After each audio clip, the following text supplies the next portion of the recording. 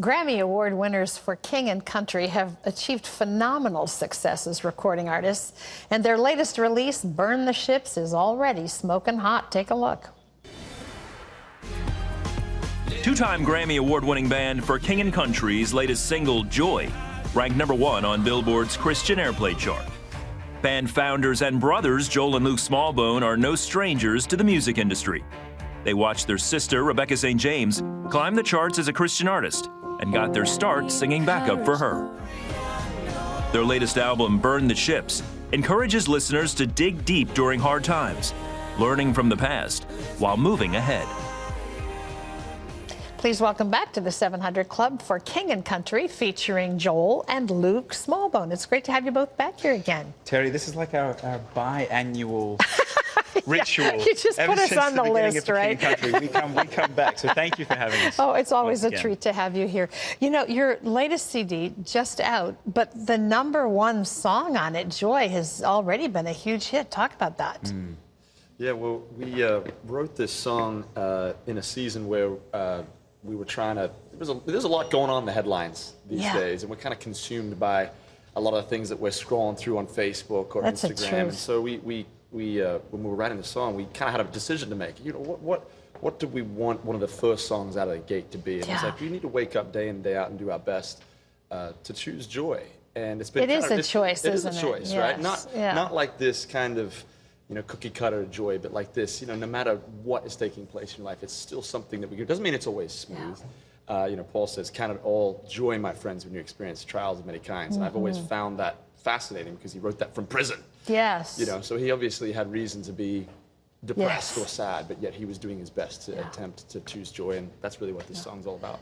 I mentioned the CD, which was just released last week, right? Yeah, last Friday. Burn the Ships, what does that mean? Tell us about that. Well, it's kind of it's a little bit of a long story, but my wife and I walked through a season where she actually got addicted to some pills, and Happens I came to off many. the road. Yep, came off the road, and we went into a mental hospital, and we were dealing with that. And after kind of recovering and healing, she had this moment where she had the bottle of pills, and she said, "I just need to go and I need to flush these pills physically." Yeah. And I was reminded of a story about an explorer many years ago where he went to a foreign land and he had called all the men from the ships and said, "Hey, I want to go explore the horizon. I want to go explore the mountains. I want to explore what's out there." And he realized that his men didn't want to follow him. They wanted to kind of stay in the dirty, grimy ships that they arrived in. And so a few days later, he called them all to the shoreline again and said, "I want every soldier on this shoreline." And as soon as all the men were there, he gave his generals the command to burn the ships because he said, "We're not retreating. We're moving into a new day, into a new world." And I think when my wife took those pills and was flushing them, that was her burning the ships in her life. Doesn't want to be consumed by the past, wants to move into a new day. Destroying the old to take hold of the new. Boy, you know, your last 2 CDs were so successful, and now that was Crave and Priceless. What's different about Burn the Ships? Well, the last record, Luke was walking through a lot. It was a new father, and he'd struggled with illness. This record is probably a maturing for King and Country. You know, we've been a band for 6.5 years now, and we walk through a lot of life. And so it's certainly a spiritual record, but it's also a romantic record. Our wives were kind of intertwined into it, as Luke mentioned, even inspiring the title of the album. And also it's kind of a social record as well. I became a United States citizen. Oh, last yay. year. Good Got for sworn you. in. I passed the test, Terry. You did. I was just proud I passed the test. Proud of him. Yeah, thank you. Thank you, little brother. You got all the answers right. Yeah, I got all the answers right. And we were right in the middle of recording the album as I was becoming a citizen. And so there's a lot of music kind of written about where we find ourselves as a country, as the United States, where we're going. And Strategically positioned, I'd say. Luke, you're married. You have 3 children? That's right. Yeah, and you had a big announcement recently, correct? did I have a big announcement? Well, I got a Great Dane. I do have a Great Dane. Is that your big announcement? That's about, as far as family is concerned right now. We're not revealing anything else here. I guess that counts. 700 You will Club. come back and reveal when anything greater than the Great Dane. You've heard it here. It's pretty great, though. It's very big. Yeah, I'm She sure. is to, 130 pounds, so there is that. Yeah.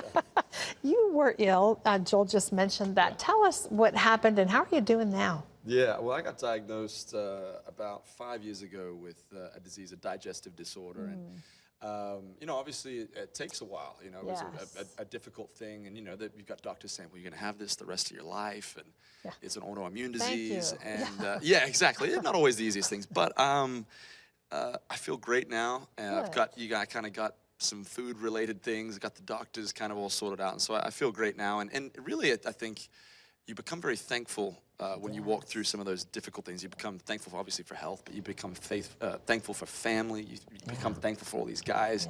Yeah. It changes your perspective of life. And so I kind of ended up being somebody who just looks back, thankful for the illness. We Not start the pain, living but, yeah. intentionally in a Absolutely. different kind of a way, don't you? So when people listen to Burn the Ships, when they have the opportunity to hear from you all, what do you want the takeaway message to be? Well, Luke said it well. To start with joy, there's this, you know, we're at a crossroads. Yes. You can very easily choose despair, anxiety, fear, anger, aggression, or almost moment by moment, day by day. You can choose this wonderful word called joy. And also, I think it's a record of looking up and learning how to love God well, and also a celebration of love. You know, I've been married for 5 years, Luke for 8, and so a lot of these love songs have been written from a real deep place of the kind of commitment of love and or the, you know, No matter what. the consistency, no matter what. Yeah, exactly. Well, it's always wonderful to have the two of you here.